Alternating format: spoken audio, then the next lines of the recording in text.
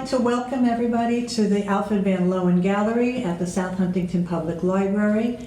And I'd also like to thank the director, Janet Scherer, and her staff for the continued work and support of the visual arts. I'm Deborah Katz. I'm pleased to be the curator and the director of this beautiful gallery space.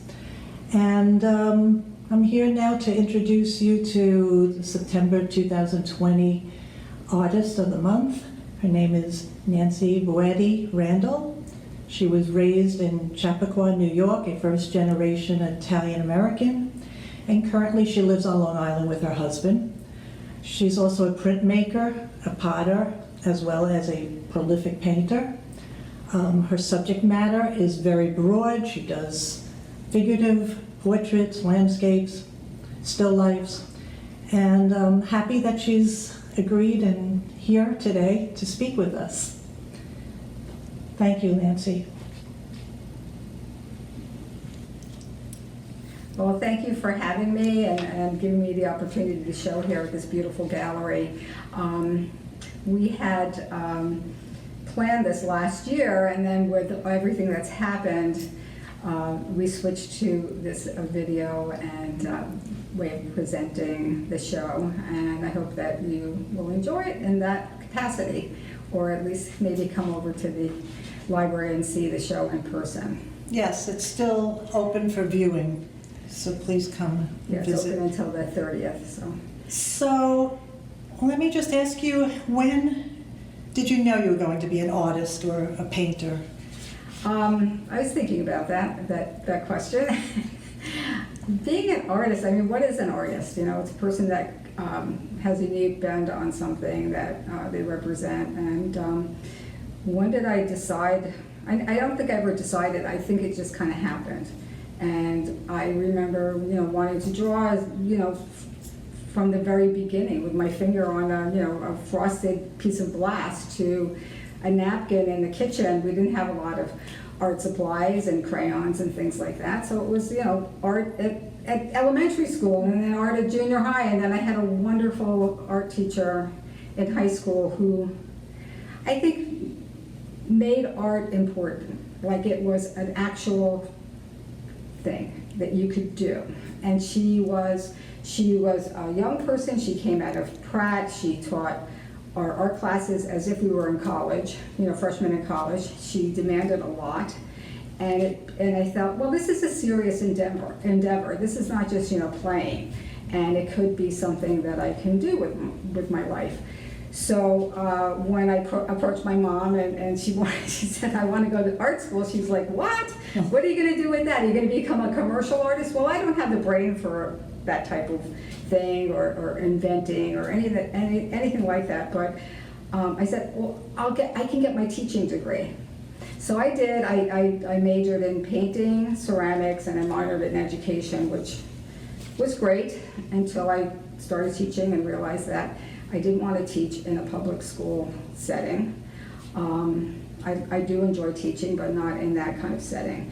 So I started doing other things, and I worked with a lot of different medium. I had a design business where I would go into a house and, make draperies and hand paint fabrics and turn things kind of, magical and do murals and things like that for a while to try to make some money. And I also sold real estate. I mean, it's been kind of an in and out type of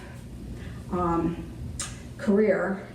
And I raised 3 children with my husband. We've been married for 43 years. It's been a journey. And looking back at my work, it develops, it changes. I got better.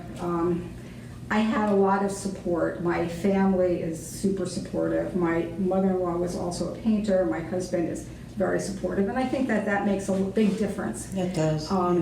Especially when you have a family, because a lot of artists feel like they can't have families if they're going to be a serious artist. When I was like, I'm going to prove it wrong. I'm going to be a serious artist, raise 3 kids, and have a full life and do what I can with my art. So becoming an artist, I don't know when you become an artist, or if you are always an artist just because you say you are one.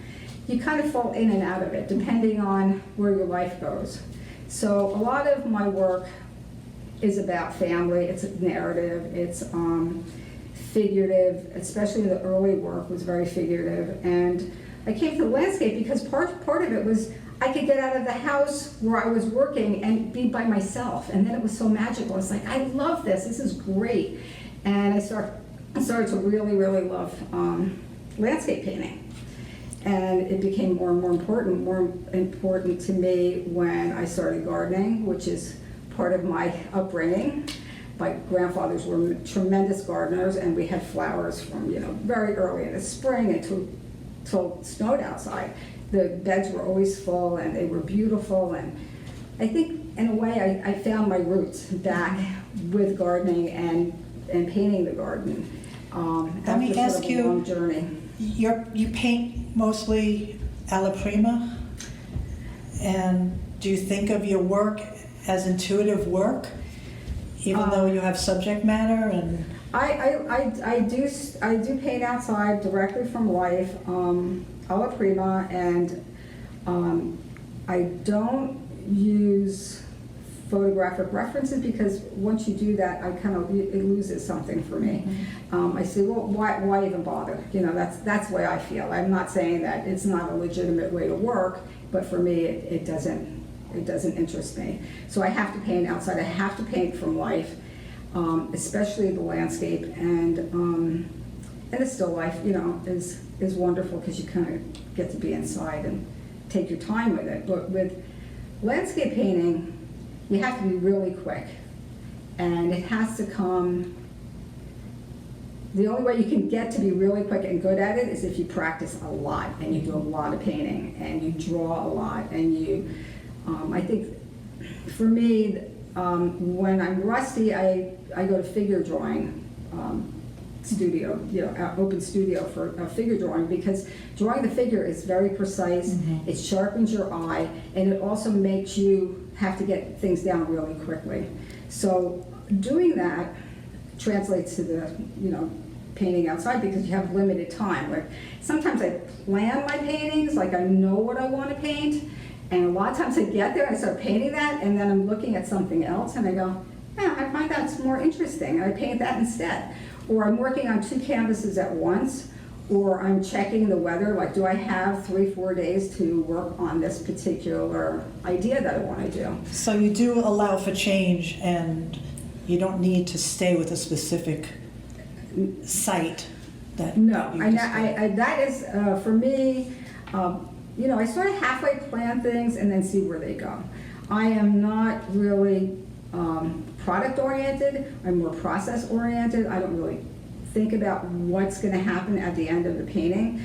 I have enough confidence to know that it will end, I will resolve it, or not. Sometimes, you start a painting and the composition is off, and if the composition is off, the painting will never work. You have to scrape it down, just redirect, position things. And I mean, I'll be looking at something and I'm trying to find like where that composition is, because a lot of my paintings are very active. They come from gardens that are kind of wild. They don't even have paths in them a lot of times. So a lot of times I'm just looking at color on shape, and then there's always this kind of screen that goes on, this mystery and this atmosphere that's so wonderful. And you try to get that, and it's all your very immediate. Your color combinations are very significant in your paintings. And I'm just curious, do you lay out a palette? Do you change the colors that you are, working with as you go along? How do you work with it? If it's kind of a gray day, I sort of put more paint on my palette for a gray day painting. If I need a lot of different types of greens, I use a lot of different tube greens, so that way I can get to a color faster. But no, I don't have a set palette. There's certain pigments that I use a lot of, and then sometimes I go, okay, your paintings are getting too much alike. You're getting too automatic. You have to just change it up, and I'll take that particular pigment out of my palette, and I'll force myself to mix it instead. and that mixing is like, wow, that color is just a little bit more acid than I'm used to, but it's working here. It's kind of making something happen that is unexpected, and that's what keeps it exciting. Well, thank you very much. I think you really gave us some insight in your work, and I just find that, the places that you paint are very familiar, so you get a really emotional response to your work because of that. Yeah. And they're lush, they're direct, and they make you want to linger with them as they draw you back again and again.